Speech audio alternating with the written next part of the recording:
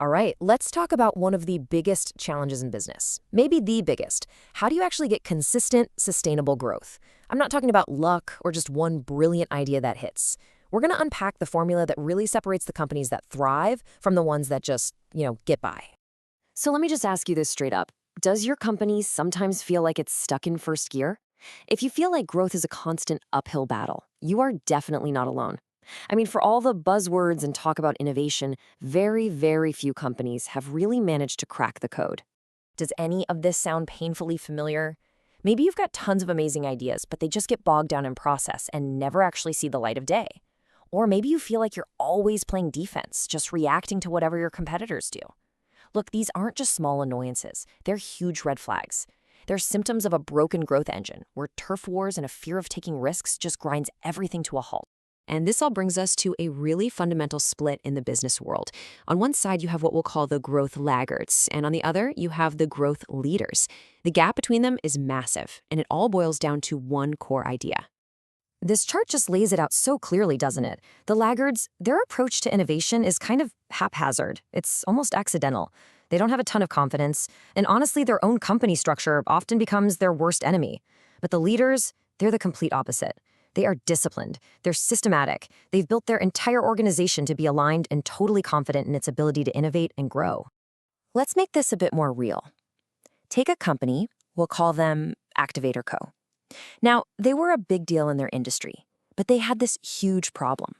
Way, way too many projects going on at once. And the result? Nothing ever got the attention it deserved. Instead of polished, well-supported product releases, they had what employees called product escapes. Things were just rushed out the door, creating more problems than they solved. That is the classic growth laggard trap. Okay, so what's the solution? Well, the legendary management guru Peter Drucker absolutely nailed it here. Innovation isn't some kind of magical personality trait you're born with. It's a discipline. It is a skill that can be learned, it can be practiced, and it can be turned into a systematic process for finding and cashing in on new opportunities. So how do you actually build that discipline? The answer is in a framework called innovation prowess. I want you to think of this as the actual blueprint for turning your company from a laggard into a leader. Now, this is the most important point. Innovation prowess isn't just one thing. It's a powerful combination of two totally different elements. You need a disciplined strategy for finding growth, and you need the right kind of organization that can actually pull it off. You need both. One without the other just doesn't work. So let's break down those two pillars. First up, you need what's called organizational ability. That's about getting your own house in order, having the right internal environment. And second, you need strategic discipline. That's about having the right process for looking out at the world. So let's dig into what each of those means. Okay, that first pillar, organizational ability, is built on something called the 3 C's. First, you need a culture that doesn't punish people for failing, but actually encourages them to take smart risks. Next, you need the capabilities to genuinely understand your market and your technology. And finally, you need the right configuration, which just means your teams and your incentive plans are set up to reward long-term growth, not just hitting this quarter's numbers. Now for the second pillar, strategic discipline. This is a super clear 3-step process. First, you set a clear strategy. You have to know what mountain you're trying to climb. Second, you expand your search. You cast a really wide net for opportunities. And this part is absolutely critical, you then converge. You systematically filter everything down to focus only on the absolute best bets. Okay, so we've got the framework, we know the pillars, but what does this actually look like in the real world? And maybe more importantly, what are the big pitfalls we need to watch out for? Oh man, I love this quote from the CEO of Lego. It perfectly describes that Activator Co problem we talked about earlier, right? The real danger isn't a lack of ideas. It's trying to do way too much at once.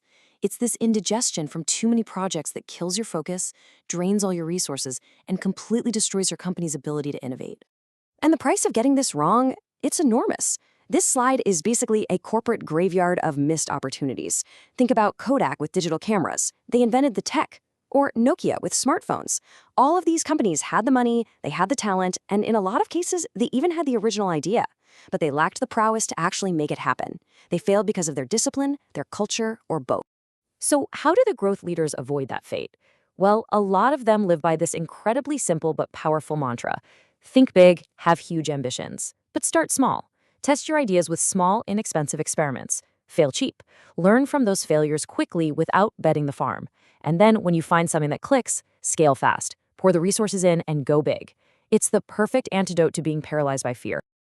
At the heart of all this is a really fundamental shift in how you see the world. Laggards tend to work from the inside out. They build something cool and then try to convince the market to buy it. Leaders work from the outside in. They start with the customer. The goal isn't just to make new things, it's to create new value. If what you're doing doesn't end up benefiting a customer in a meaningful way, it's not really innovation. So as we wrap this up, I want to leave you with this one question to really think about. Take a hard look at your own organization. Is it truly built with the right culture, the right capabilities, and the right discipline to innovate and grow? Or is it choking on too many half-finished projects and suffering from a bad case of indigestion? Honestly, the answer to that question could decide its entire future.